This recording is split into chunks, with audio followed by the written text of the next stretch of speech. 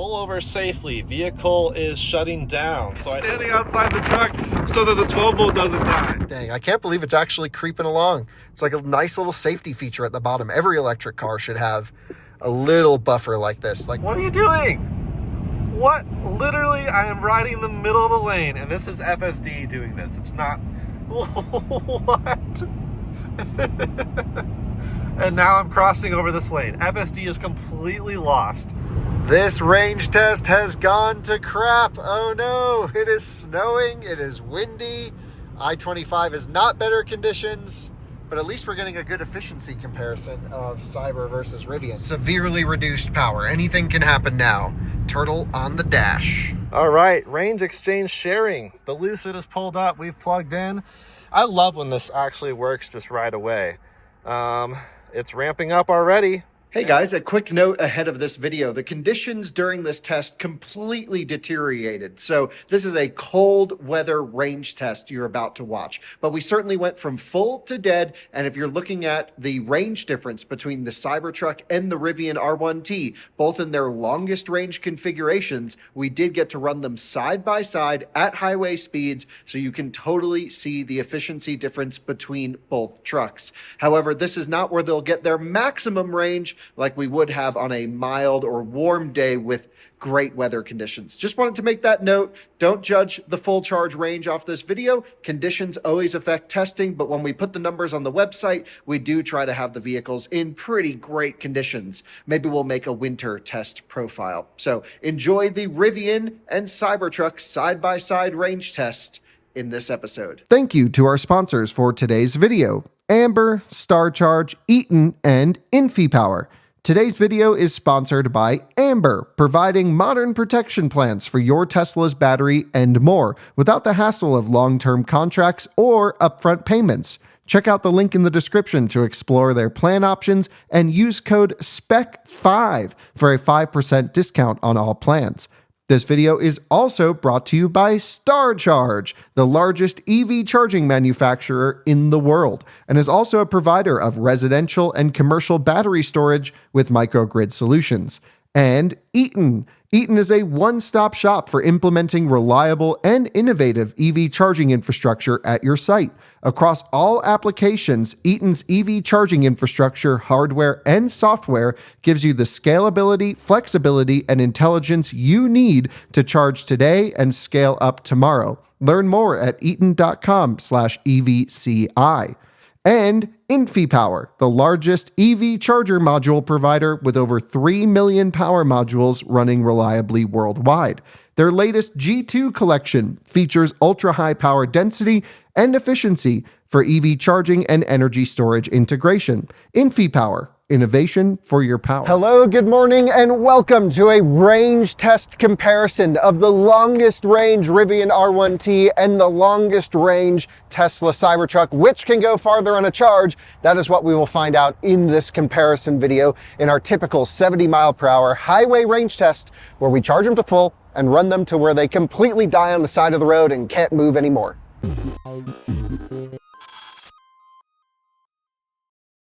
Thank you to Climate Exchange for sponsoring this video. We are back working with Climate Exchange for another year. For those of you who don't know, they are a nonprofit working to fight climate change. And this year they are doing a fantastic EV raffle where the first place winner has a chance to win up to $120,000 towards an electric car. So you could really pick anything beyond me and really any car you could imagine. And Climate Exchange covers all taxes if you happen to win. Climate Exchange is also giving away 2 additional cash prizes, $12,500 for their second place winner and $7,500 for their third place winner during their February drawing. Plus, each ticket you buy before the end of the year also enters you into a bonus early bird drawing of $10,000 on January 3rd, 2025. Not a bad way to kick off the new year, and the early bird winner is of course still entered into the grand prize drawing on February 28th. That's 2 drawings for the price of 1 ticket and 4 total chances at winning. Guys, there's only 5,000 tickets available, so your chances of winning are extremely high. And of course, if you happen to not win, all dollars that go into this support Climate Exchange work. All you need to do is head to carbonraffle.org/out-of-spec to enter for your chance to win. Jordan joins me behind the camera for this one. Which are you going to drive? The Tesla. Really? Am I wearing my Tesla hat? Okay, yeah. I forgot what hat I was wearing. So you're going to take the Cybertruck. Yep. I'm going to take the Rivian. And what's really cool, Jordan, is I actually own not these trucks, but I own one of each of these. Right. So I have an R1T and a Cybertruck. And this is not a review of the trucks, but I have to say I love them both almost equally. Like sometimes they're both in the driveway and I'm like, I don't know which one I should get in today because this is so cool and techy and rear steer and you know, just an amazing, I would say, engineering marvel. And the Rivian is so high quality and tactile, and you certainly look a lot more blending in when you drive this one, if you know what I mean. So, you know, and it's a lot smaller, actually. So, man, I just love both of these trucks. So I'm happy to drive either one in the range test. Should we go through the specifications and testing procedures? Definitely. So, testing procedures first, so everyone knows what we're going to do. We have the longest range configurations of both trucks available on the market today. Shout out to Rivian for sending us this truck. Shout out to our friend Thomas for loaning us his dual motor Cybertruck, and then Tesla actually for sending us their Aero Wheels and tires for this video. So, love that Tesla's supporting out of spec. Pretty cool. Same with Rivian. Love it. That's awesome. So what we're going to do is we're DC charging both trucks. We preconditioned the batteries. They're going to be toasty. We're DC charging them to 100% to where they click off, as we always do. We're going to get out onto I-25, head north into Cheyenne, east into Nebraska, run, you know, side by side. So it's a true efficiency and range comparison until whichever one runs out first. I'm guessing the Cybertruck, but I'll explain why in a minute. And then, you know, we just go till they die, charge them up off the side of the road with our Lucid or our Cybertruck, whichever shows up, and both have power sharing capabilities. So that's what we're going to do. And I think a lot of people are in between both of these trucks and want to know how far they'll go. It's also, if you're just interested in the Cybertruck and want to see how far this thing can go on a charge, or the Rivian, well, you'll get that information as well in this video. By the way, we have a new channel, Out of Spec Testing, that most of these videos will go on when they're single vehicle tests, but when it's a big comparison or something fun, we'll always put that on reviews, because that's what most people want to see. Do you agree, Jordan? Yeah, definitely. And this is one that a lot of people are cross-shopping, like you said. And some people, notably lately, everyone's obsessed with range. They're like, I won't buy an EV till it has 500 miles of range, which is ridiculous. We've already established that in many ways. Too much range. But there are people who maybe live in remote places and they're like, you know what? I can charge at home. I don't need the DC charging road trip ability. It's just like, I need that immediate beast of range. Right, and that's actually where the Rivian gets let down, is when you show up to a charging station, they charge us really slow, awkward thermal management. I've already done a 10% road tripping simulation. We've never done it with Cybertruck yet. That will come soon, especially now that we have this truck all kitted up and ready to rock and roll. So lots more testing to come, but it's the last nice day of the year. And so we just figured, let's run these things. What we're gonna do now is go nerding out on vehicle specs and setup, because there's some weird intricacies between the trucks as well. But of course, you can always go towards the end of the video where we'll have a chapter where we analyze the data. And if you don't wanna watch the video, as always, you can go to our website, outofspecstudios.com, and we list all of our results there. So you're not forced to watch this hour long, however long it turns out to be video. Jordan, tell me about the Rivian R1T Generation 2 Dual Motor Max Pack. Right. Well, you just said dual motor max pack. This is the optimum efficiency spec. It is also 100 grand as tested roughly. Yeah, plus or minus 100 grand. Both trucks about 100 grand. Yeah. But we'll get into the Cybertruck. It's actually like 80,000 representative. Right. And this one could have, you know, if you don't have the sound system and stuff, like you can save money a little bit with the Rivian, but max pack is expensive. Yeah. And like you said, if you're road tripping, we've already proven that with the standard pack, you're actually pretty fine. Right, so there's 3 battery packs that Rivian has, which the standard is actually a different chemistry. It's lithium iron phosphate, LFP, and we love that battery pack. Right. That's the standard one. They recommend 100% daily charge limit in that thing.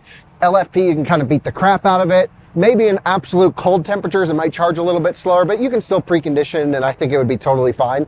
And just way easier, I think, to own that vehicle, and it's a much lower cost. And on the road trip, once you ignore the full charge range, we've already proven that the LFP is better once you get to the charging station. So if you have both trucks showing up dead, max pack, large pack, and standard, all 3 of them, and the LFP will start to pull ahead. Right, which is crazy to think about. But like we said, if you need that initial burst of range, this thing probably has you covered. EPA 420 on these wheels and tires. Right, so 420 miles on these, but the standard ones are what? Like 380, 370 if you get the bigger, even all-terrains. So yeah, those are still good range if you need those tires. But honestly, a lot of people do soft roading, not really hardcore off-roading. Right. In which case, even these would be fine.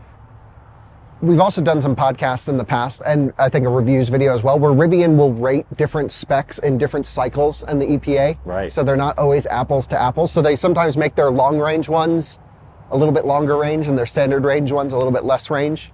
We've seen it in the past. I haven't dug into the Gen 2s, but it's just something to be mindful of, which we really should try and get every spec Rivian together and do a side-by-side range test like we did with Model 3s. Definitely. Because I think you learn so much by seeing the differences in same conditions, same day, constant speed, because range matters way more on the highway than it does in the city. Yep. And EPA is a mix of both. So highway range is really important. So we have 140-ish kilowatt hours in this one, 141, 144, somewhere around there. We're gonna see how much I can pull out of this from full to dead. There's a cumulative counter, just like Cybertruck, so we'll be able to see. And yeah, I mean, this thing's it's a Rivian. I love Rivians. They're awesome. I've had some complaints about this truck, Jordan. Not a surprise if anyone's seen my road trip video, 10% challenge.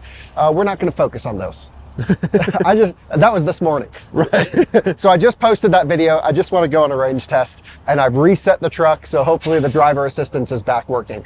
If the driver assistance isn't working, Jordan, I'm just going to drive this off a cliff. If I have to hold the throttle. We'll have to go find some cliffs first. But yeah, sure. Well, I'll drive it into the mountains, then off a cliff. But yeah, this whole morning that I have had no driver assistance in this truck, and there's no manual cruise control. So I was just like feathering the throttle and staring at the speedometer the whole time.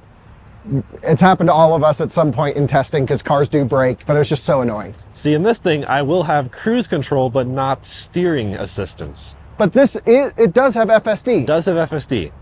So I guess I could use FSD and just route and then keep rerouting, but it's kind of annoying. So no autopilot. No basic autopilot. That's the one annoying thing. Anyway, let's talk about the Cybertruck. 123 kilowatt hour battery pack. So a lot of it smaller capacity than the Rivian. It's actually the pickup truck with the least amount of energy capacity in it. I mean, F-150 Lightning is 131 kilowatt hours. That's mid 140s. Silverado, 240, 215 usable. You kept saying 205 usable. Did they tell you that? That's what they were saying, yeah. Oh, no, you can pull 215 out of that thing all day long. Okay. Yeah, I was like, that's a GM thing to underrate, though. Like right. Equinox range test, they say 85. We pulled 92. Right. So they say 205. We got 215. Hey, Weird. That's good, I guess. Yeah, okay. Yeah. So that's interesting. So 123 kilowatt hours in this one. EPA range significantly lower than the Rivian. Yeah. So smaller battery, bigger truck. And this one's 325 miles on these wheels and tires and 314 on the all-terrains. Not a big difference. Right, not nearly the differences with Rivian, but like you said, it could have been different in EPA cycle testing with how Rivian did it. Absolutely. Something just to keep in the back of your head. We should verify that before we blast that on the internet, even though it's already went up. We just don't know. Yeah, we just don't know. Yeah. But at least here with Tesla, so they say about an 11-mile range difference. Don't get the Temu wheels. Yeah, they look terrible. So we just put these wheel covers on right now in the parking lot. Dude, they just do not look good at all. Who can drive a Cybertruck like this? What you really should do is get a set of the Martian wheels. Yeah. You can use them as beadlocks or non-beadlock if you want to be DOT compliant. Dude, those rock. Yeah, they look so beastly. Not sponsored, martianwheels.com. Drew did give me a set of wheels for my truck, but it was also the test truck. So, right. But they look great. Yeah. So this is a Foundation Series dual motor truck, 100 grand. However, that comes with the all-terrain tires, FSD, couple other things. I forget what Foundation Series comes with. However, it's very representative of the cheapest Cybertruck you can buy for $80,000. Right. So actually, maybe even a more fair comparison here would have been to compare this to the large battery pack Rivian. Yeah. Just guessing. Anyway, really curious to see how you do in this one. Much better sound system, steer-by-wire, a fantastic cruiser, R1S pulling in, love it. Nice. And with that said, Jordan? I think we let these top charge and hit the road. Yeah, let them get to 100%. Batteries are warm, tire pressures have been set. We should complain, you can't set the tire pressures through the wheels on this one. Yeah, the wheel covers. That's kind of crazy. Pull them off. But again, shout out to Tesla for sending us those. Shout out to you Rivian. can. Look but at that. it's actually a little bit tight. So I was tearing up my finger earlier trying to get it in there. Okay, so we still haven't found the and perfect I solution. guess I forgot to put the valve stem on that one. So we still haven't found the perfect solution. Oh no, what happened with this was the valve stem fell behind the wheel. Oh. And I couldn't get it back out. So anyway, there we go. We'll let them top charge and then we'll head out for the comparison. Jordan, I'm gonna walk you through how I'm gonna set up the Rivian for this test, and then you can go through the Cybertruck. We're gonna run them basically, even though we're running them same day, same conditions, we are going to run them in their most efficient configuration, which we always do regardless. So first of all, tonneau cover. I do have a powered tonneau cover, which is not as good as your powered tonneau cover. And also the bed is much smaller, but I can't fault Rivian there because I do love the size of this truck. I think it's more useful for more people. Yeah, I think it's awesome. This still sounds broken, even though it's the Generation 2 tonneau cover. My first gen tonneau cover on my truck held up for a really long time. Yeah. And then they replaced it with this, and they always sound clunky, but they seem to be working. Yeah. Ish. Back seat's much smaller in this one, but we're not adjusting any settings back there other than keeping rear climate control off in both vehicles. If you can hop in the driver's seat, Jordan, I'll go to the other side. I'm going to show you how I'm going to set up the settings because there's so many drive modes and configurations in this thing. Creative name we came up with here, Out of Spec Truck. Only because our buddies at TFL Truck had this before us, and Andre named it TFL Truck, and I was like, now it's Out of Spec Truck. And Timon went a bit overboard. Love it. Okay, so if I come over here to the drive mode selection, this is where things get a little bit interesting. There's no eco or conserve mode in the dual motor Rivians. They're all purpose, because it's like key up EPA settings, is kind of the most efficient setting. And these are dual permanent magnet motors in this thing. The dual max pack gets dual silicon carbide inverters. The standard ones, I believe, only get silicon carbide on the front motor and silicon in the rear. Now, having silicon carbide in the rear is not helpful for this test because I'm going to be running front wheel drive exclusively. And then I actually think that's the kind of the way to do it anyway, save some cost in the inverter side. And then, you know, the only time you really need the rear motor is either for snow traction, launching traction, or hard throttle when towing or performance driving. And then the benefits of silicon carbide dip because it's really for that low to medium power efficiency where you gain that benefit. Anyway, this one's got the most efficient inverters on both motors. So we'll be using the front motor as the default. It will have an automatic clutch, dog clutch disconnect in the rear, which for Gen 2 is improved over Gen 1, and it is a big difference. This is a much smoother connect and disconnect. My request for Rivian is still give me a disconnect off button, and I believe you'd probably have to hit it every drive cycle, so give me a hotkey or maybe something here where I can just keep it in all-wheel drive mode all the time, because driving around town and feeling it connect and disconnect is just frustrating. Maybe some drivers are not, you know, tuned into that, but like Drew, our buddy, also a car enthusiast, a lot of car enthusiasts own these things, drives him nuts, and he drives his truck around in snow mode all the time because he wants to keep cushy suspension with all-wheel drive. Just saying. So we're going to run all purpose with the height manually selected into low, and there is a lower setting than low, but you cannot get that setting unless you're in sport mode, which then connects both motors. So we're going to run, you know, again, most efficient setting is lowest you can go with the clutch disconnect. We will also run with climate control set at, you know, between 68 and 72, but I'm going to probably run 70 degrees on auto with the rear climate control set to off. And I can actually even manually turn off the passenger side vents if I so wish to do so. So it's a driver only type situation. Other than that, Jordan, there's not much. I reset the truck, so I'm hoping the driver assistance system will work. And I'm really thinking this could set a pretty damn good number and maybe even close to Silverado number. That'd be crazy if it does. Yeah. I'm hoping. So Ryan just ran Silverado EV. Yep. It's on our testing channel. I don't know if it's gone up yet. I think it's about to if it hasn't gone up. And it was a terrible condition day. I mean, windy, cold. It was just the only day we had to run it. And it still did like almost 390 miles. Wow. So almost 400 miles in the worst conditions possible. Like it was like about to snow, it was freezing, it was crazy. So anyway, that's that. That's my truck. And let's go through the settings on yours. Jordan, the Cybertruck has the big tonneau cover back here, and I can keep it open or closed. Much smoother, much faster. Nice and quiet too. -ish. Much bigger bed. We do have a car cover back here, Nice. Extra weight. Thomas is trying to sabotage his performance. By the way, a lot of people are like, how the heck are you charging this on CCS?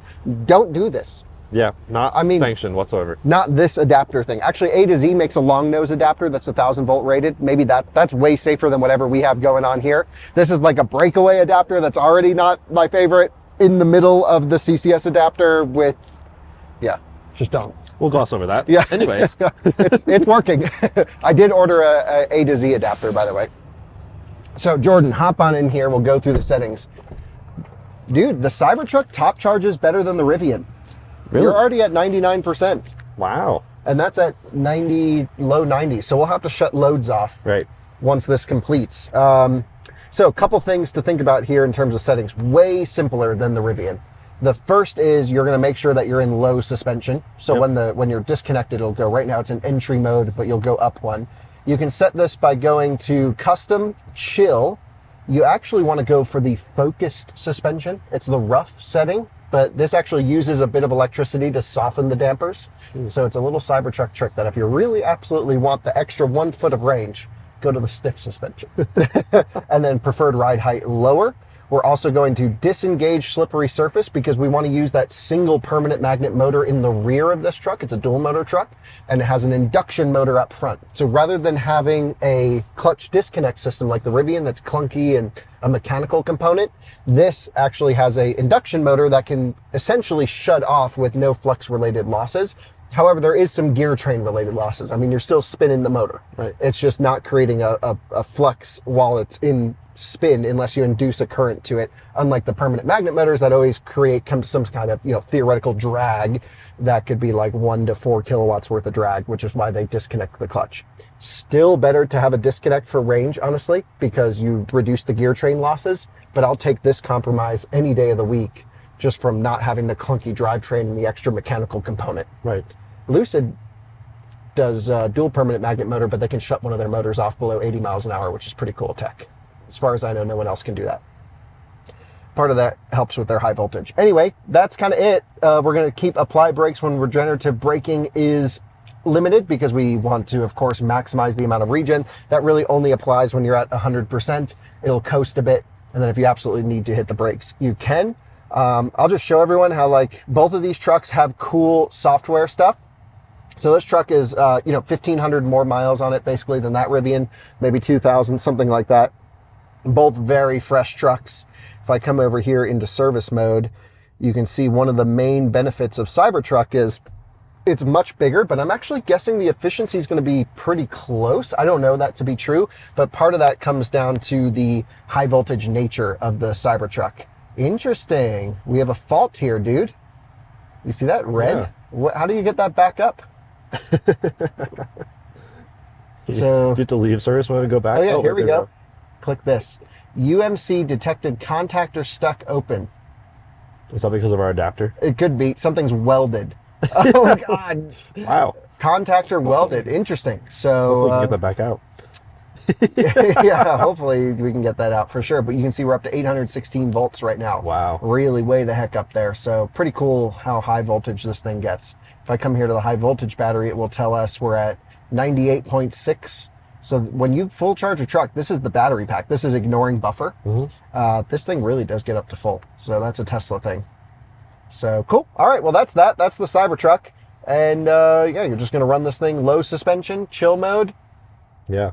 And that's that. And I guess, yeah, am I using FSD or just it's up to you. Classic cruise control? So yeah, Cybertruck doesn't have like a normal autopilot stack. They need to create one because that would be nice. There's a lot of like non Foundation series trucks that deserve autopilot, but they didn't pay for FSD. Yeah.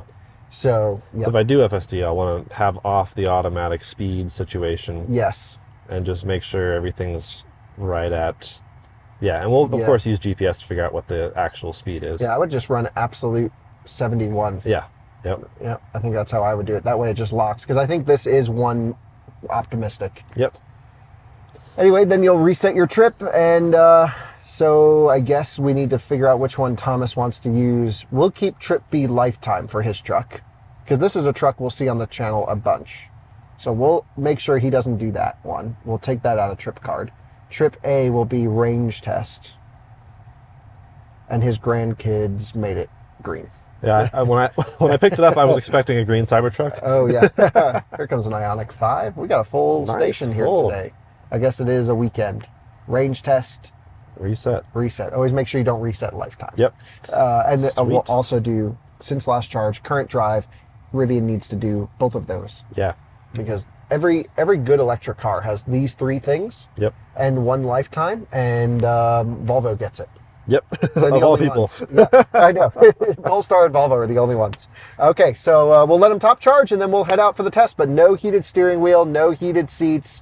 I'm going to make sure that your rear climate is off, which it is, and you can even push and hold to turn off the passenger side. Nice. And run there on low fan. Driver only. Let's do it. Yep, there you go. Jordan, so we already kind of know the Rivian's going to go farther, but it is cool to see them side by side. But there is one thing I want to say about the Cybertruck that we have to redo this test.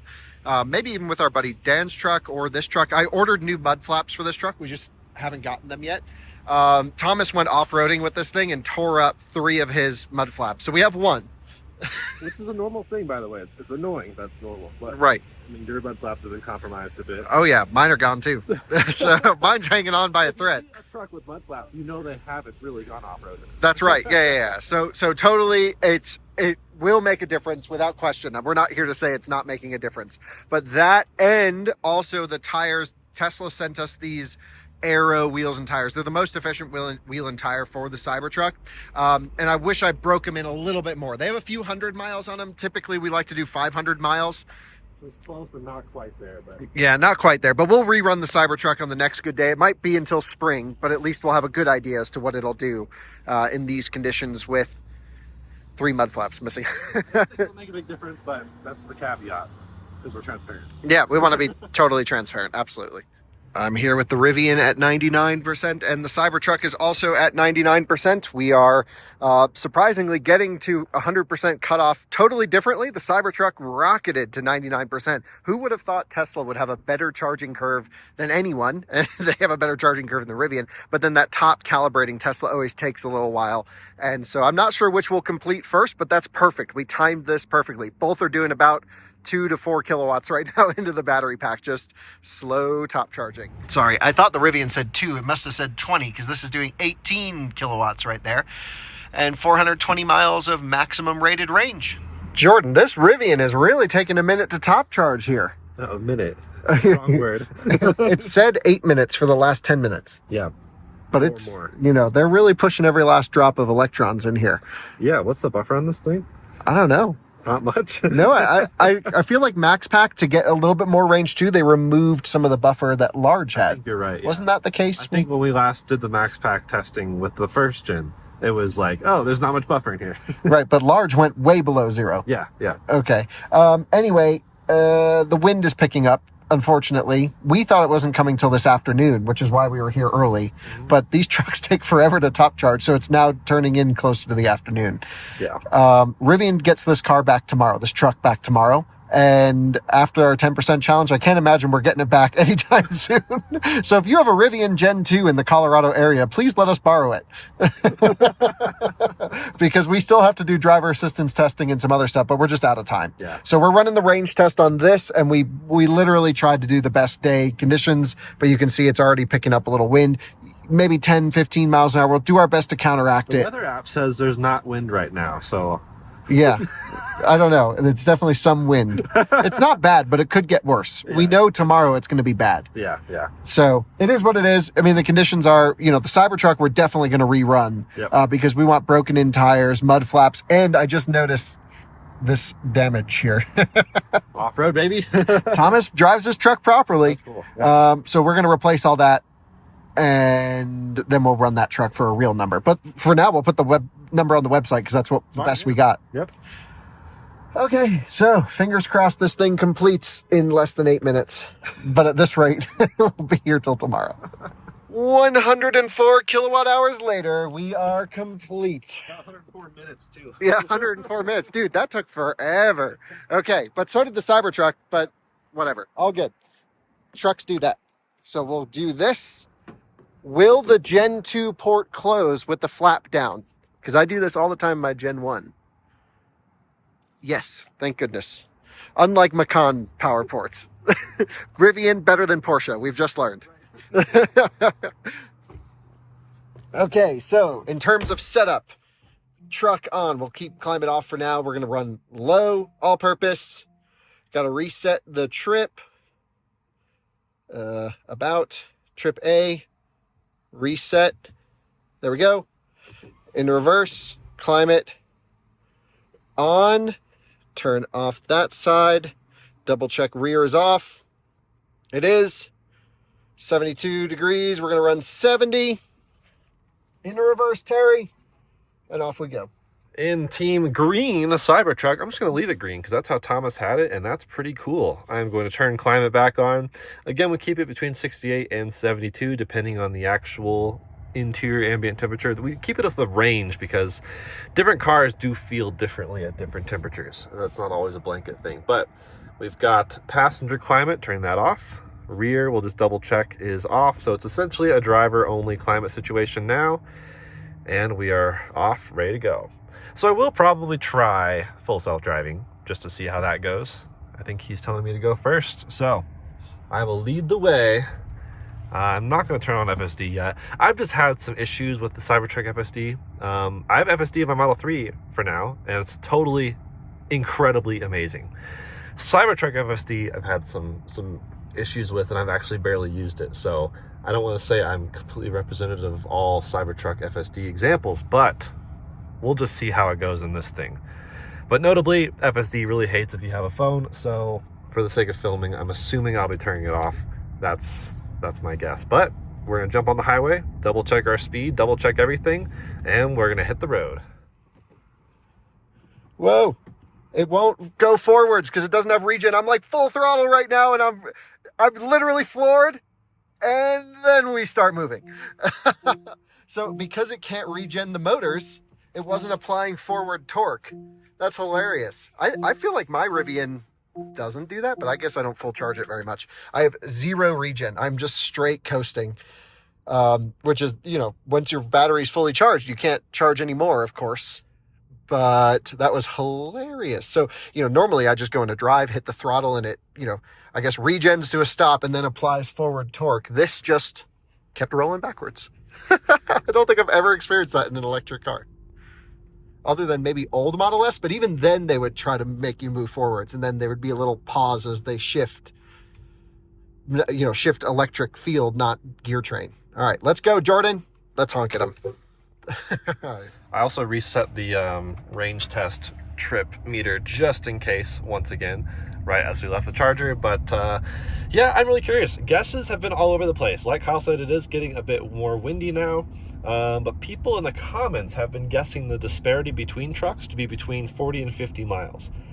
I will guess I'm going to go 75 miles less far. Kyle will go 75 miles further.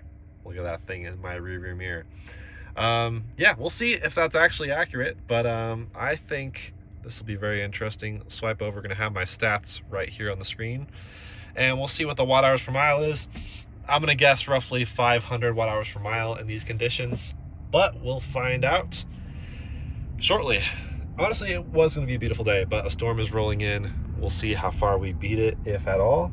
And I don't know, it's still worth doing side-by-side testing just to see how these trucks compare to each other. But individually speaking, you know, with the mud flap situation on this truck and the weather, they may not do their best numbers that they're capable of. Well, we are following the refrigerator on wheels, and we are, it's so funny, Thomas's truck and my truck are both registered in Florida. That's great. And I have to apply the friction brake a little bit. No, we're still coasting. No, didn't even need to hit the brakes there. We got just a little bit of regen, and it does blend in friction brakes and one pedal driving at the end as well. There is a setting, by the way, that you can have it simulate, like Tesla, apply friction brakes when regenerative braking is limited. I don't like to do it because I want to maximize efficiency, of course. So we're going to merge onto the highway, get up to 70 miles per hour constant, and actually the weather's not looking too bad. Wind isn't terrible. So let's keep our fingers crossed that it stays that way today through the test. Then I'll have to double check my speedometer here in the Rivian to see if it's 71 or 72 degrees auto. Man, Jordan's really hitting the throttle in that thing. He's got to be a bit more gentle. Could be FSD, I don't know. But we'll get up to 70 miles an hour by the time we hit the end of the on-ramp. Gentle accelerations. And with the Gen 2 Rivian, I actually pull the stock back towards me.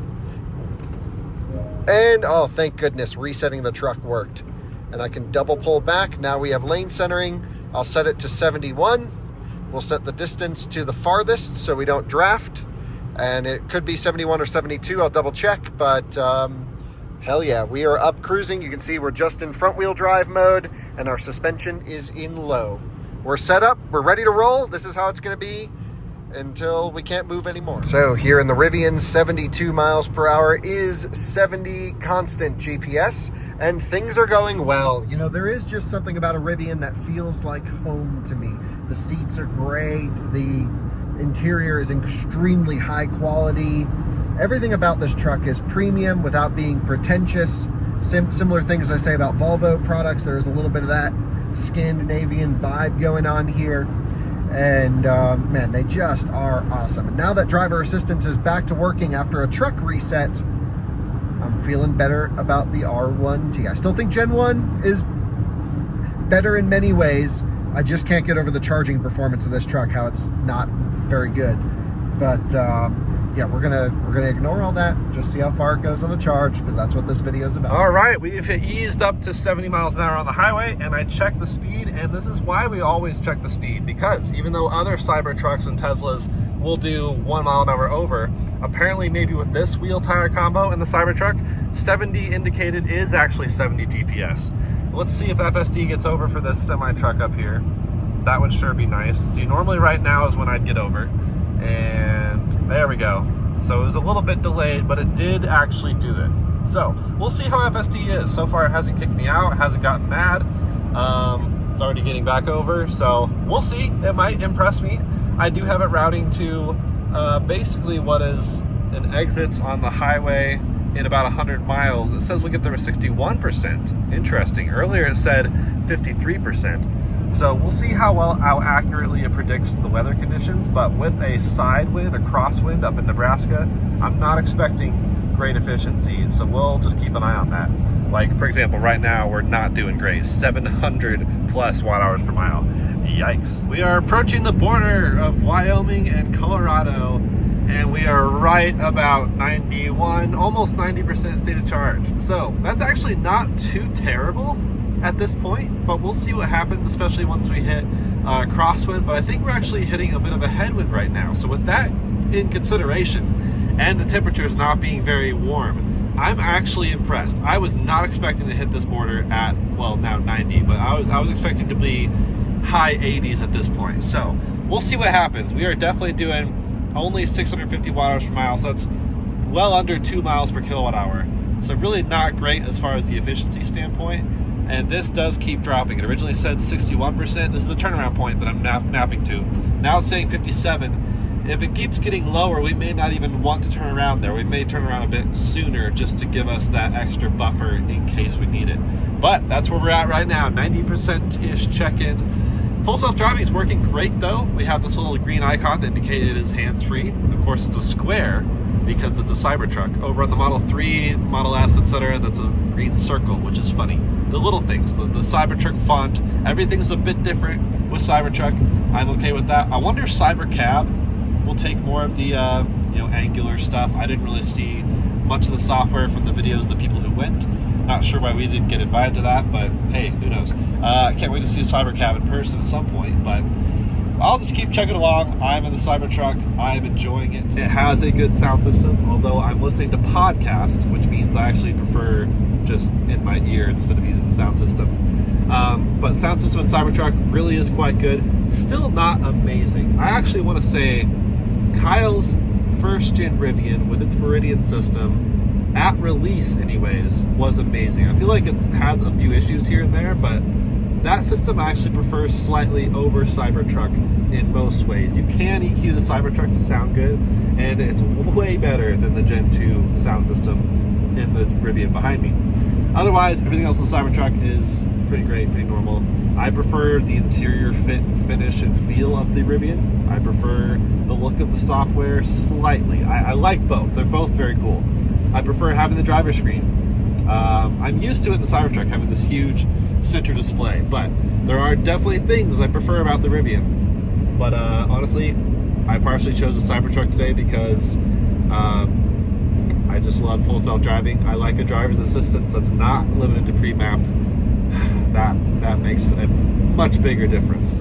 I just passed the Wyoming sign and I'm at 91% here in the Rivian. Of course, discharge curves will vary between the two, but still too early to tell. Efficiency is terrible this leg because we have a little bit of a headwind, and of course we gained the elevation. That's why we will end the test close to the charger to cancel out the headwind effect by getting a tailwind and by reducing the elevation gain back to as close to zero as possible where we run out. So always they look a little bit pessimistic at the beginning of our range tests, and then they just increase and get better on the way back. All right, we have done 75%. Well, sorry, we've done 25%. We are now checking in at 75%. We've done 60 miles. So with that math, you could maybe expect 240 miles. Oh, yikes. Maybe 250. We'll see. Again, we have slightly adverse conditions. We do have some crosswinds. Not too bad right now, actually. Maybe 10 miles an hour crosswind, which is still something that still adds up, and that is not a wind that is favorable in any way. You know, with a headwind, we'd go out with a headwind, then we'd have a tailwind, which kind of counteracts it. Crosswind hits you both directions. Also, low 40s. It's a bit chilly out there. Beautiful, though. Beautiful farmland here in Nebraska. But we are sitting right a hair under 2 miles per kilowatt hour, or 512 watt hours per mile.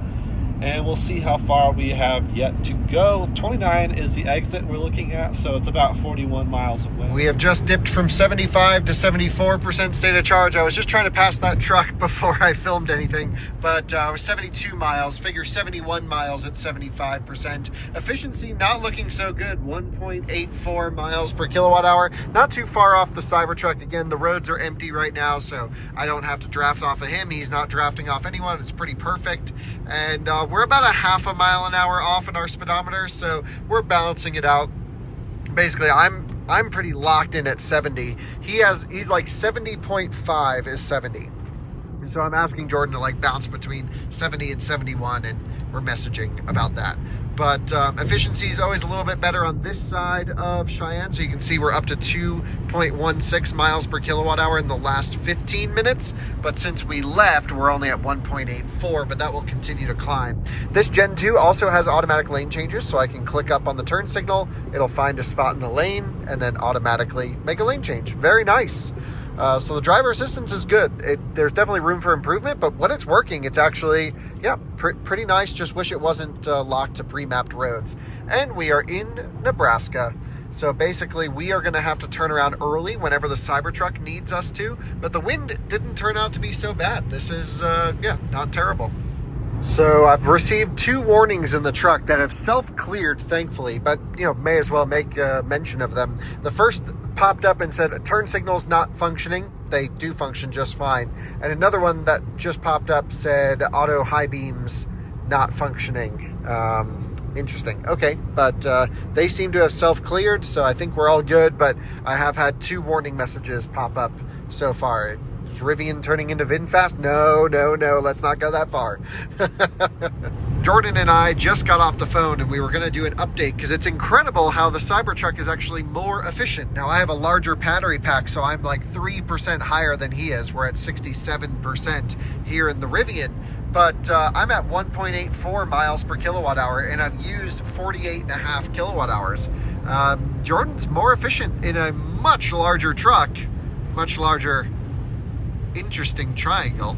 I'm not going to say it's pretty. I am over it, whatever. It's not the Rivian looks way better than the Cybertruck. We all know that for sure. But maybe the weird, ugly looks of the Cybertruck does contribute to the efficiency. Anyway, we're going to switch positions on the way back, of course, but you would think if anything, I'm just catching maybe a hair of benefit. And nope, he is more efficient by like not even a little bit. Here in the Cybertruck, we have, well, an automatic lane change, very nice, but also just a hair over 2 miles per kilowatt hour. We're looking at, I don't know, 2.8 2.1 or even actually probably less than that, 2.0 something. Yeah, weirdly more efficient. It's pretty cool that it's more efficient, but that's not maybe what I expected, but maybe it is because I don't have the truck shape, the traditional truck shape. So the fact that I don't have an open cavity that does like this type of deal with the bed, it's just a gradual slope back. We've learned through Mercedes that ugly often does equal more efficient. So I guess that's the same with the Cybertruck here. But me and Kyle checked where I'm at 63%. He's a bit higher than me with percentage, but that's just purely the bigger battery. I'm a bit more efficient. We both have the exact same mileage. We're tracking the exact same way, but I've used 44 kilowatt hours as opposed to him approaching 50 pretty soon here. So pretty fascinating to see that. We are a little bit before our turnaround, which does keep going up, so we may actually extend it even a bit further and then turn around and do some more looping when we get back closer to the charger. All right, we just entered Cheyenne County in Nebraska, not to be confused with Laramie County, which contains Cheyenne, Wyoming, in Wyoming. Anyways, we are getting close to our turnaround. 2 more miles till turnaround at 55% state of charge. It's saying I'll get back to Wellington with 10%, which I guess that math checks out, but that's linear. That's saying from 100 to 55 and then turning around doing 55 to 10. That's the same percentage, but I don't think that's going to be the case. We'll see. This is either going to get really spicy with the crosswinds and stuff, or it'll be textbook perfect. Probably nowhere in between. I'm excited to see. I know Brandon tested Kyle's Cybertruck also down to dead, and there was a decent buffer of at least a few, maybe 5 kilowatt hours or so below 0. So I am expecting to hit 0 on the highway and then exit and do some frontage roads to really burn it down. We'll see, as always, but yeah, so far so good, actually. And temperatures are okay, 40s. It is sunnier than I was expecting, but I do see clouds back from where we came, so I'm expecting to hit more clouds, even slightly colder temperatures, and a bit more wind as we head back. So, not quite sure how accurate this will be, and I'm slightly nervous now. Also, you may notice some clips are at 71, some clips are at 70.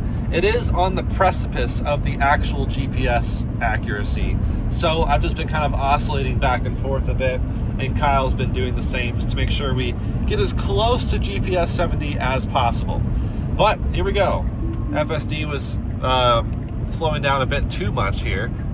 Wow, that was aggressive on the regen. But we're gonna ease it down to a 0 miles an hour at the stop sign. We'll let Kyle swing by, and as usual, we'll trade places for the return trip back to the chargers. I'm not navigating to supercharger. In fact, I told Route Planner to not do supercharging stops. We don't want any sort of preconditioning of the battery. We don't want any energy wasted from that perspective. So, I'm gonna turn around here, loop back, and see what happens. We are taking the exit 38 here in the Rivian. Things are good. Still just using the adaptive cruise control to follow behind Jordan there. And let's see, 112 miles or so in. We're at 1.87 miles per kilowatt hour. I've used 60 kilowatt hours, so basically a Model 3 standard range. And let's see, use that big old regen to slow us down. We're at 58% state of charge. Really impressed with the efficiency of the Cybertruck. What's going to be interesting is to see what happens as we get down low. There it goes on the Temu wheels. Man, just if you're getting a Cybertruck, get the freaking all-terrains, or just get Martian wheels. That's what I would do, because the all-terrains are not cheap. I'd rather get a set of Aeros, maybe for road tripping like that, and then a set of all-terrains. Just going by Jordan there because we are swapping positions so that not one truck gets an advantage. It was disadvantaged Cybertruck on the way out. In theory, just felt a hesitation in the rear motor connect. Maybe I gave it a little bit too much juice. So let's see when it will go back to single motor. I'm going to lift off here. There it goes. Now we're back to one motor. I can roll into it a little bit more without the risk of the rear motor going. Want to give this the best shot we can, of course, going for maximum efficiency here in the Rivian. And one other point I should make, it's really important to not completely rely on the efficiency calculations of the in-car, that 1.86 miles per kilowatt hour or whatever. each car rates a little bit different things. So we just want to, yeah, when I put on cruise control, it went to 75, but we're back to 72. Yeah, we just want to look at total energy consumed after the entire drive. I'm sure they're pretty accurate, pretty close, but unless it's same models or same make for same make, we typically don't really focus too much on that efficiency calculation. But without question, the Cybertruck is way more efficient. And now you can see it there in the rear view mirror. If I can get it to focus, boom. Definitely pretty wild looking back there, no question. There's the Rivian. That thing looks good. Rivian, I mean, sure, a lot of people do like how the Cybertruck looks, but I think Rivian absolutely blew it out of the park with styling. And I do like how the Cybertruck is different, but I think the Rivian is also different, but just beautiful. Easing back up here to 70 miles an hour. Of course, FSD brings it up to 75, and then pulling it back to 70. It's over the line. I don't know why. Come on, FSD. What are you doing? What? Literally, I am riding in the middle of the lane, and this is FSD doing this. It's not... What? And now I'm crossing over this lane. FSD is completely lost. That was so weird. Okay, well, I guess I'll just do manual here for a second, let it maybe reset itself, but that was hilarious. It is now saying 11% on Wellington arrival. But that was 9% just a second ago. So we'll see. As we get closer to Cheyenne, we should have a better idea of what our state of charge will be. I'm guessing I'll have at least another loop or two back near the charger, and that's where I'll hopefully die, and Alyssa will rescue me in the other Cybertruck. 50% state of charge after only 122 miles. So will we see 250? We are just 4% less than Kyle up there in the Rivian R1T. So we'll see how much, in theory, that means I'll die and he'll have 8% left. So that's not as big of a difference as I expected. We all know I'll die first, but maybe not by that. I also want to point out, I think this is objectively a bad idea. This whole digital rearview mirror thing. Digital's fine. This should have been up here. That way, when the turn signals come on, you have a digital turn signal, not one that replaces the digital rearview mirror. And no matter where I put it, I feel like it's always in my way. I just think that is, as much as I praise the Cybertruck for a lot of things, state of charge dropped 1% on arrival. I do think this is something it objectively did incorrectly. This should have been digital rearview mirror. This should have not even been here, and then bring up the digital turn signal just like you do on the other cars when you do hit that turn signal. Otherwise, you hit the turn signal in the Cybertruck, and then you have no way to see behind you. That is a huge miss in my opinion. This is just really annoying. It's not even the highest quality. It's not bad. It's really pretty good actually, but just poor implementation in my personal opinion. We have reached 50% state of charge in the Rivian, and I got another warning that my turn signals weren't going to work, and then it went away. And let's see, we're 131 miles in, and we are at 1.82 miles per kilowatt hour. So things aren't really changing too much, but conditions are actually not terrible. It's warm enough, 44 degrees, where the heat pump in this Gen 2 should be helping and do some heat scavenging, I would hope. So we're just going to keep on trucking. We are here at 25. Oh, it just up to 24. Well, 25-ish% state of charge. So I guess about 175 to 178, depending on when exactly I hit that. I don't know. I've been distracted by the beautiful scenery. But yeah, 2 miles per kilowatt hour. That's really what we've settled in at. And we've done over 2.5 hours of driving. So I don't know. Guess we'll see. For sure we'll do over 200, that was clear, but definitely not hitting 300, which many people guessed.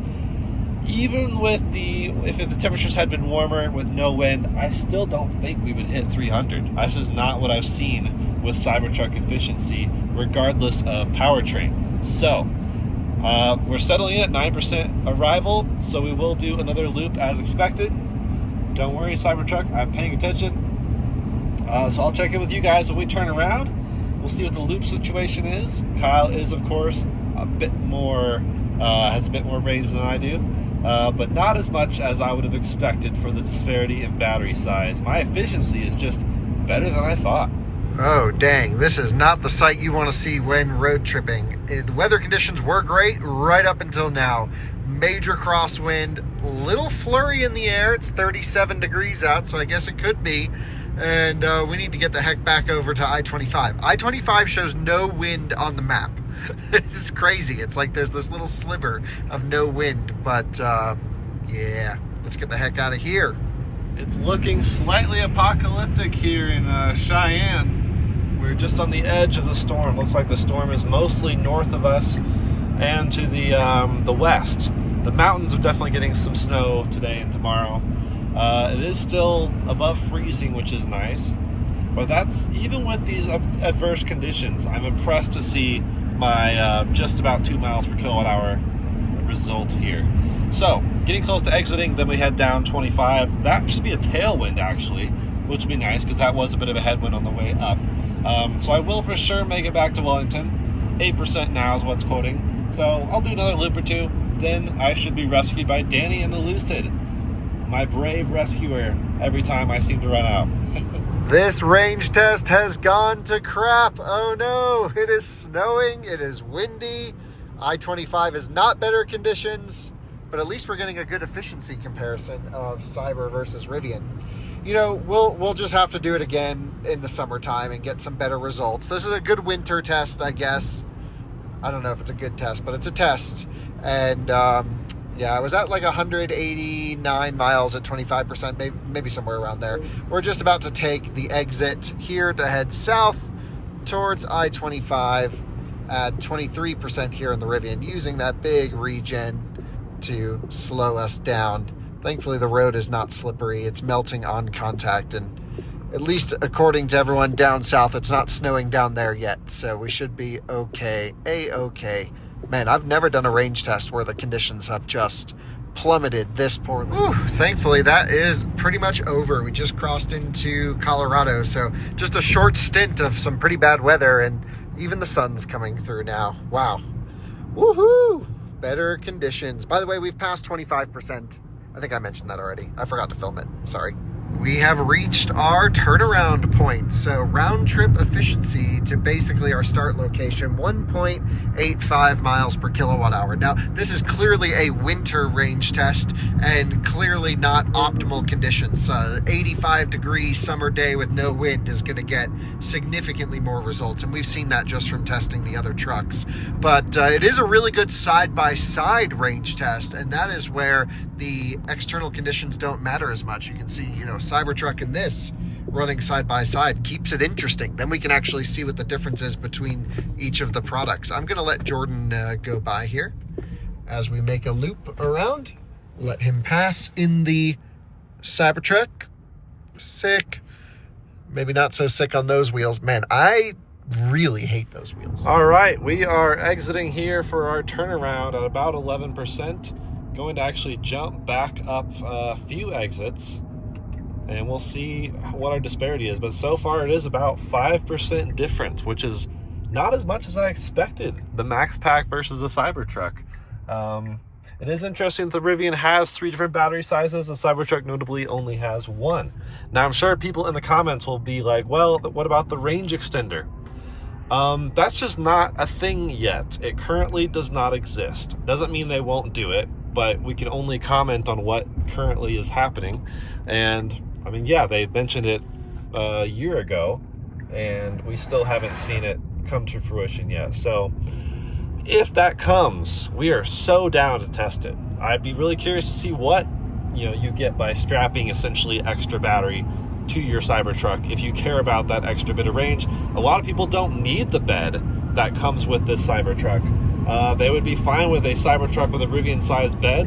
Well, if you fill the bed with enough batteries, that might be what you get. So we'll see if that ever becomes a thing. But for now, testing this Cybertruck, we'll see what we get with 123 kilowatt hours. And of course, when the rear wheel drive Cybertruck comes out, excited to try that as well. But for now, this is the efficiency spec, and it's really not too far off of the efficiency spec Rivian. So I'll tune in again when we hit close to 0%. But until then, just a few loops back here on the front lands, The storm is definitely further north, so I'm glad we're kind of missing that. We just kind of swooped through the edge of it in Cheyenne, so nothing to really worry about there. It is just colder temperatures, although it was much colder up in Cheyenne, so glad we're back in the better temperatures. But still, the asterisk of this test is, yes, we are comparing them apples to apples in the same conditions, but they're not ideal conditions. We are cruising in the Rivian now, and I'm at 13% state of charge, and we have used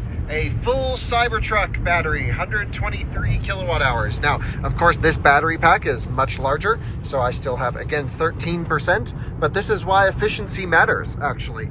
If the Cybertruck had the Rivian efficiency, it would be on the side of the road right now, but he's still at 7 or 8%, still going. So, you know, efficiency does matter even in trucks. Now with towing, sure, doesn't help how efficient your car is. If your load's a brick, you just need lots of batteries. That's the real selling point of Silverado and Sierra EV. But yep, we would have been out of juice right about now in the Cybertruck if we had this efficiency. Jordan has decided to bail out here, and I'm actually going to follow him because I want to get as much side-by-side data as possible. We are at 10% state of charge right now, and yep, just following him to loop back to Owl, and then once he jumps on the frontage road, we'll probably go a little bit farther on the highway. But damn, the EPA range difference on these trucks is, this is 420 miles, that's 325 miles. 100-mile EPA range difference. Right now, we're still side by side, and I'm down to 10%. So this is why we really don't love EPA testing, and we much prefer to do side by side testing, regardless of weather conditions. Maybe in better weather, this would have done better. Of course, you know, efficiencies are always they're more highlighted and more separated when conditions are really fair, and that's where this truck might do a bit better than Cybertruck. But also, dang, you put these things side by side, longest range Rivian, longest range Cybertruck, it ain't that big of a difference right now. That's my feeling, but we'll see what we end up with. So, more juice to burn for sure in the Rivian, that's expected. But just how much? I am sitting here about 2.1 miles per kilowatt hour, just a hair under that. But over 2 miles per kilowatt hour, so that's pretty great. And we'll just keep on chugging along. One more loop, I'm guessing, probably a shorter loop, and then we should be out of juice. All right, exiting at Owl Canyon, and Danny should be just over there with the Lucid, ready to follow me. And yeah, you guys are starting to learn the exits, I'm guessing, where we do all of our range testing. So Owl Canyon is our favorite place to loop. It's the exit one north of the actual charger itself. We just don't usually loop back by the charger because of the stoplight that seems to always catch us. With this, at least, we can just wait for typically no traffic, but in this case, 2 vehicles, before we can circle back and jump right back on the highway. Dang, I know I keep saying this, but that Rivian just looks so good. I'm such a fan. Okay, looking for Danny, keeping an eye out, and I should be able to jump back north. We got 3%. We hit 2% on the exit, but now we should have enough energy to get back to, oh, there we go. There's the Lucid. And we should have just enough to get back up one more exit, and we will hopefully jump onto this frontage road, and that's where we'll go till we die. But now that I've got the Lucid behind me, I feel a bit more comfortable. And we have, what is this, 6 miles with 2%. Can we do it? Can we do it? Cruising here in the Rivian now, we have power limit down here at 6%. You can see we're nowhere near close to using our power limit, but we've got it. So that's pretty normal, nothing unusual there. Rivians do tend to have a pretty severe limit down to like 3%, 2 or 3%. And if you stay on load with them, then the pack voltage really gets to the floor, and then they kind of sag a bit. But I'll let you know how long we can maintain 70 miles per hour for. And Jordan's going to exit up here at the next exit. I think he's at 1%. All right, we hit 0% at exactly 246 miles traveled. That's 118 kilowatt hours, which makes me think I should have some more buffer. This truck should have about 123. I don't know if we'll be able to use all of that, but it is a cumulative counter, so I would expect to be closer. So I might have a good chunk of buffer left, but we did hit 0%, still have 2 miles left on the highway. Hopefully we'll make it. I don't know exactly, haven't tested a dual motor Cybertruck down below 0, We also haven't tested it in the worst of winter conditions. So, a lot of learning to be done here. But as you can tell, this frontage road that we always use, completely desolate. No one's on it. Very, very safe space if I do have to run out on the road. But there are also various pull-offs and stuff, so not too worried.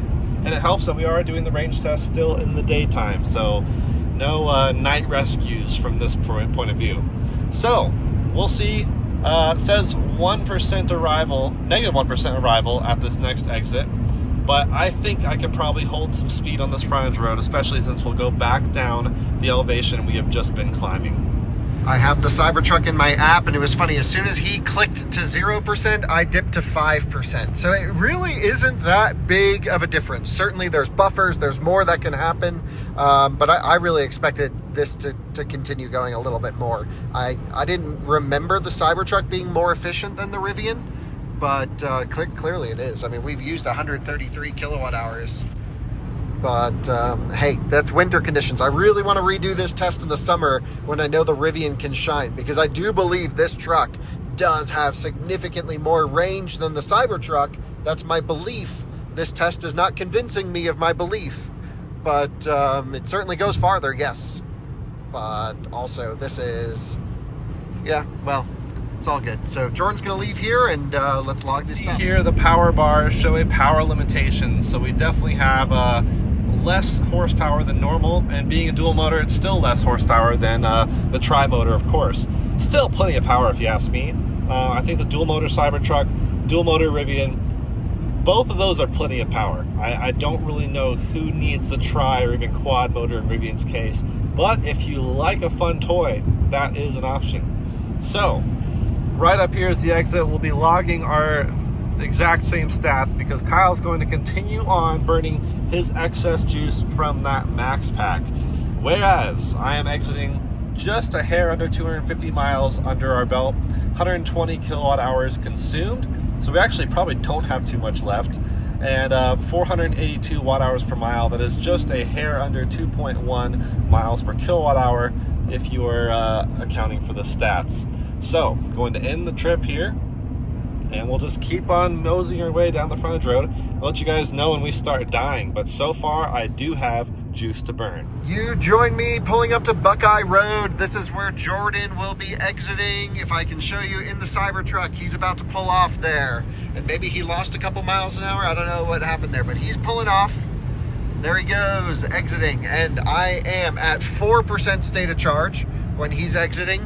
And I've got 1.86 miles per kilowatt hour. So that's the efficiency calculation we can use for the side-by-side. I've used 134.3 kilowatt hours during this drive, but I'm going to continue going up for another exit or two. Can I ease back up to 70 miles an hour? Looks like I should be able to, although I am definitely floored. Come on. You have a very, very small window here. Let's go. It's easing up there, but it's definitely low on power, so I don't think I'll have too much further to go, but it is still able to hit 70 below zero here now on the frontage road. That is awesome. So we'll see how long it holds that, but Kyle did have 5% more than I did when I exited, so that's honestly a smaller margin than I expected from the max pack. I fully expected him to be able to go another 10% at least. But we do have a little bit of a hill here. Will I be able to hold 70? This is a steep hill. Still holding it, but man, 69, but those bars are really crushing on my power limit. And now we should be able to get back up to 70 here. I'm not gonna count that against it because it was a drastic uphill. So we are still holding 70. But once it comes off 70, that's when I'm expecting to not have much juice left to burn at all. But still holding strong, 250 miles driven. I don't know if I'd say holding strong actually, but still holding on. 250 miles driven and still same efficiency, nothing's changed there. And 3 hours and 40 minutes into this drive. That is plenty of juice, even though this is not a huge range number. But again, this is winter testing here at Out of Spec, so I think both winter and summer values are still valuable information for the end consumer. In fact, you might want to be road tripping your Cybertruck in the winter. these are a bit more of what you could expect between charges. So we have picked our next exit as the turnaround point. The Rivian does not think we can make it. However, we are burning a lot more juice going north than south because we have the headwind right now. And yeah, the power limit, not really an issue to maintain 70 miles an hour. And this thing does auto lane changes, got much nicer cameras than Gen 1. And yeah, all is good here. Just hopefully we can make it 2% now. Fingers crossed we can make it 8 miles to our exit. Otherwise, we'll be dying on the highway, which I definitely do not want to do at all. It is gorgeous out there, seeing the snow happening on the mountains, but down here it is still hovering above 40 degrees. We're still holding at 70, but I don't think we have much time left. 121 kilowatt hours now burned, and I'm a little bit of a hill up here, so I don't know if we'll be able to hold it up that. And that's not much of a hill, so we may be seeing our official number here pretty soon. But as long as it can hold 70 on flat ground, I am absolutely counting it. The Lucid is still right in my mirrors, ready to rescue me. And no one's on this road, which is nice. 69, come on. Once we get past this hill, if it can't get back up to 70, I'm calling it. But I think we are okay. It doesn't take much power to keep it going on a flat hill. But let's see, 64. Okay, I'm gonna call it 252 miles was when it would come off of 70. So now we're just gonna see how much further we can go. Once it starts crawling, we're honestly done, but this thing is starting to lose juice. And honestly, we're coming up to a pretty safe space for me to jump off as well. So we'll see what happens at the bottom of the pack. 121 kilowatt hours, should see 122 here momentarily. And I'm gonna keep an eye out behind me just to make sure no one comes up on us. But wow, we're still holding 60 pretty well though, so that's kind of nice. Just can't quite get back up to 70. Doesn't have the power. So definitely good behavior down here at 1%. This thing is cooking along just fine, outputting the power needed. This is our turnaround point.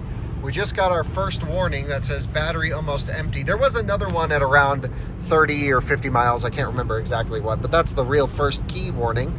We're going to take advantage of some gentle regen and that tailwind on the way back to hopefully stretch it to the Buckeye exit. Just 6 miles we need to go at 1%. I feel like we can do it, but it is chilly out there. But what's the battery pack temp? That's always the question. Oh, 105. Yeah, it heats up quite a bit down low because you have, of course, more current needed, more heat loss, running high output down low. So that kind of makes sense. So the battery's toasty, which means we should be able to get full usable capacity out of it. And again, the throttle's feeling pretty sharp. We haven't hit turtle mode or anything yet, so let's just jump on the highway. There's plenty of shoulder if we can't make it. We always want to run 70 miles an hour. I think I got a little bit too ballsy thinking I could go one exit farther than the Cybertruck could. I still think I can, so fingers crossed. Let's do this. Gentle accelerations up to 70. We run 70 till the car can't go 70 anymore. I'm not going to slow down to try and stretch it to the exit. We want a real true result here. All right, pull over safely. Vehicle is shutting down. So I think we have, it hasn't even hit 122 yet, but we are definitely using every last bit. I think we have a safer space up here. Either way, this, like I said, frontage road's not really used by anyone. Doesn't really connect any sort of actually using exits, but it is now throwing the flashers on. We are, that would have been a good place right there, but we are so close to the exit. Oh my gosh. We have some downhill momentum here. This might help us just a little bit. Oh man.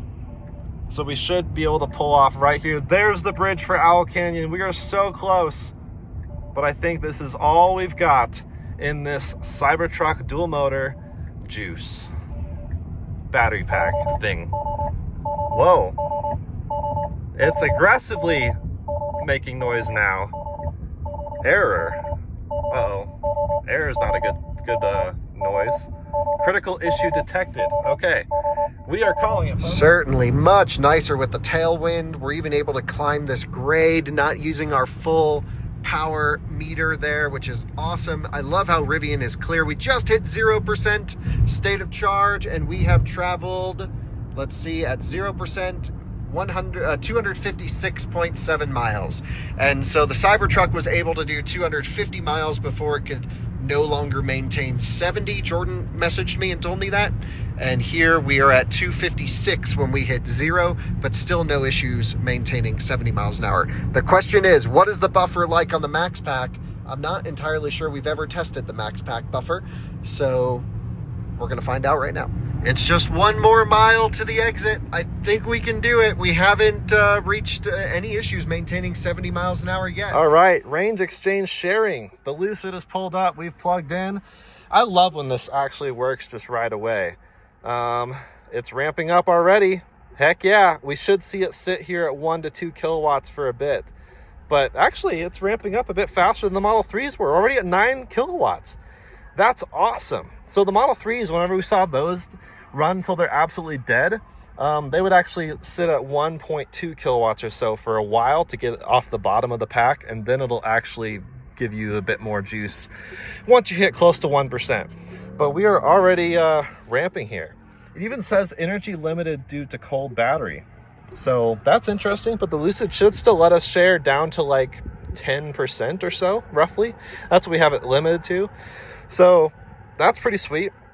We'll keep an eye on this, but this is already showing 0.1 kilowatt hours. So I don't need much. We're only about 3 miles from the charger, but I'm still going to give it just a couple percent just so we have a little bit of a buffer. But I love seeing this 9 kilowatt number right away. I did, though, again, run the Cybertruck till it was dead. Like, it wouldn't even give me regen. All those critical error messages freaked me out. So, and I had no more throttle. So I'm glad we were in a position where I could actually coast to a stop, which we did here. Once again, completely safe on the side of the road. Thanks, Danny, as always. And here we are right now pulling off at Buckeye Road. We've used 139.5 kilowatt hours, 260 miles at 70 miles an hour on the highway. But of course, we're still able to maintain that on the frontage road. So using that nice, lovely recuperation to slow us down, and then we'll just continue till it dies out on the back roads here at 0% state of charge. See how much farther it can go. Merging up to speed here on the frontage road. Gentle accelerations as always. That's a sick rig. And get back up to 70 here as quickly as possible without, I don't want to just floor it and hold this thing at bottom pack voltage. We'll do that once it can't maintain anymore, but we're getting up there still. It's all good. 68, 69, 70, 1, 2, boom, lock it in. No lane centering because this is not a pre-mapped road. Well, things are good here in the Rivian, cruising at 0%, no issues. I will let you know how many kilowatt hours past 0 we can go into this buffer. Cybertruck's already charging. We're still cruising. Hell yeah. We just hit turtle mode. That's the official turtle mode. 265 miles in, 141 kilowatt hours. Let's just call it high side of 140 is when turtle mode kicked on right there. So we have severely reduced power. Anything can happen now. Turtle on the dash. We are now looking like we're using full power to maintain 70 miles an hour. We do have our loop turnaround here, and I really struggle to know if we will actually be able to maintain and get back up to 70. Actually, nope, right there. No longer able to maintain 70 miles an hour. 266 miles on the nose. So, dang, it's completely out at the moment. I'm full throttle. It says coming to emergency stop. Dang, I'm going to regen up. But I think we're actually going to run out right by where Jordan is. There they are. So I went 1 exit past, and we have no power. I'm full throttle right there, and it's not moving. I'm actually going to pull over to where those guys are on that stretch of road. It's a little bit less traveled down that way. So they're charging up the Cyber. So this is full throttle, and I'm going past them. But I've got a downhill. So I'm guessing I'm going to die on the uphill. Hazards on. There's no one around, thankfully. It just feels like I'm in neutral. My foot is to the floor. Just as we see Kyle coming down the frontage road, we have already delivered 1 kilowatt hour to the Cybertruck. Look at that. I love 9 kilowatts, 40 amp onboard charging, basically. It looks like... Is he dead? Interesting. We are... or he just wants a clip of us. That's entirely possible. But man, this thing is awesome. I will say the Lucid honestly only has a 118 kilowatt hour battery compared to the Cybertruck's 123, so it's close to the same battery between these two cars, which is crazy to think about because you see this car and you're like, this is way smaller. Yeah, that is kind of crazy. Lucid just packs a lot of battery. The Lucid's down to 48%, but honestly, that's not bad. We just plugged in at 49%, so Cybertruck is draining it, but not too drastically. Of course, this is not the most efficient way to charge a vehicle, but hey, this works for a range test. I was going to say we're coming to a stop in the Rivian, but it's actually pulling itself along at 12 miles an hour. 13! We've gained one. I've got to pee so bad. I don't think we'll make it up this hill, but that's okay. I can put this thing in the ditch right over here, and it should be totally safe and fine to do so. Yeah, 10 miles an hour, 9, 8, 7. At 5, I'm going to duck into the shoulder. 6, 5, into the shoulder we go. Full throttle. 4, 3. It's pulling itself along at 3. I'm still full throttle. Come on, Rivian. You can do it. Let's make it up to that road. What? I'm actually able to make a U-turn. We're still going. 267 miles. Can we get to 270? And here we are. We've coasted over to the guys. I don't think we're going to be able to move much anymore. Full throttle, and that's it. 0. Now we're actually going backwards. If I lift off the throttle and hit it, nothing happens. There we go. 267.6 miles, 141.2 kilowatt hours. So there was 200 watt hours under there. Awesome. All right, I got to go pee. Well, Alyssa's just about 2 exits that way, so not a big deal. I'm hoping the 12 volt can hang on. I was thinking, is there a way to turn off the screens? I guess I could just step out of the truck and go hang out with those guys, let this thing go to sleep. I've rolled down the window in case the 12 volt does die, that I can at least pull the manual release for the door here, because these buttons no longer would work if this thing is out of juice. What I don't totally know is what would happen if the door handles stop working here, because these are electronic releases. Maybe, don't know. But anyway, that's also why I rolled down the window, just so I have that there. Not sure what the procedure is. Yeah, screen's gone blank, but I think that's just what they do. So all is good. Holy smokes, what a freaking epic test. We've never run out like in view of each other. That's amazing. All right, so we've delivered now 2 kilowatt hours, although interestingly, the Cybertruck in the app is still showing 0. We are getting a nice hot stone massage in here. Let's see what Kyle's up to. Oh, it's windy. Holy cow. Kyle is...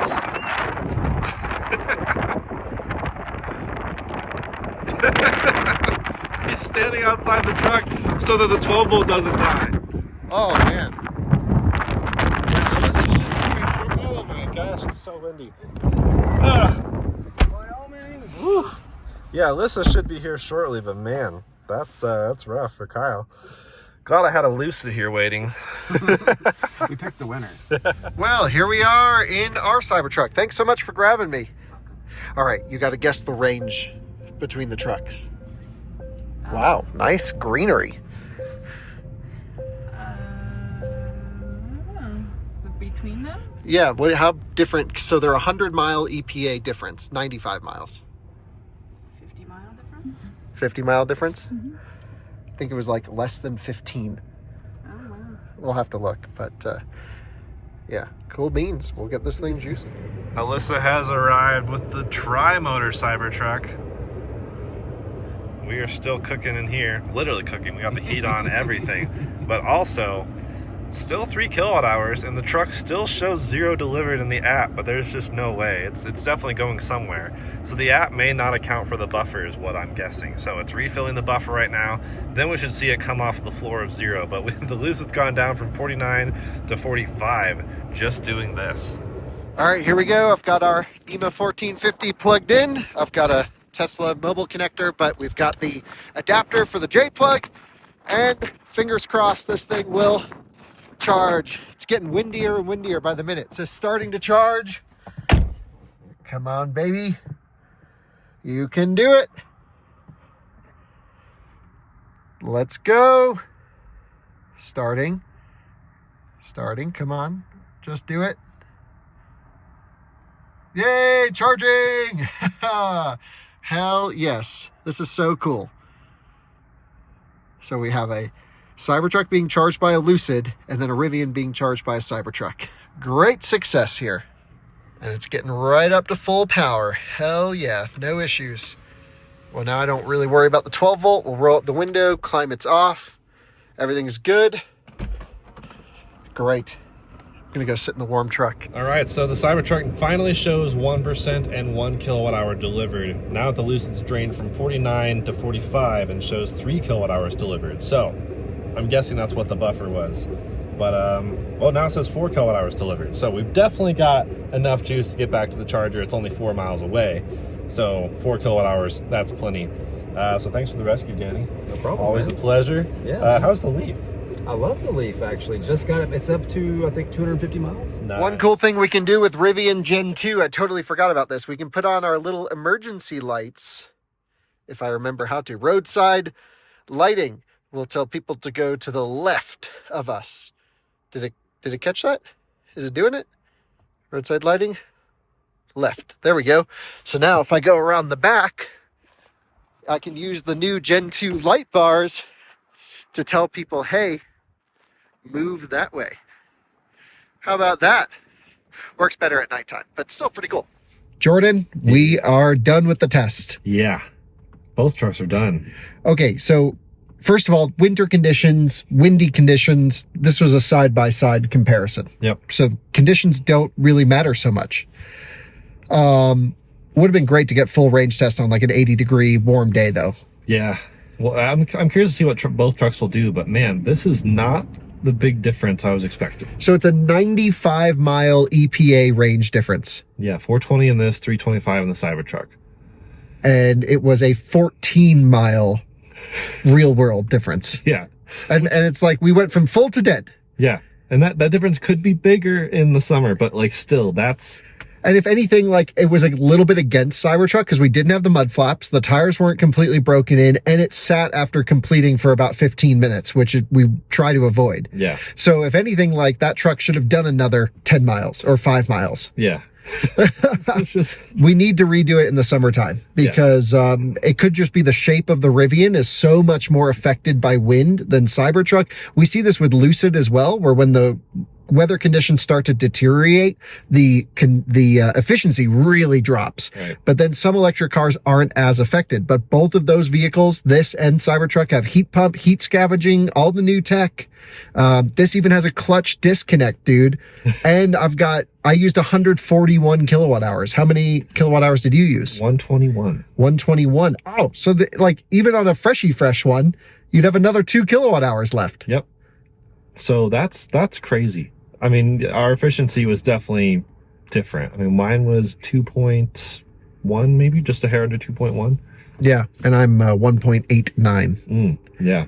So that's surprising. The buffer behavior was pretty similar between the cars, though, the trucks. Did yours ever show a turtle on the screen? No. Okay, this did go into turtle mode right before it didn't give much power, but then rather than just completely crashing out like yours does, where the screen goes red and the steering gets heavy, steering still works. It just feels like force feedback is set to max.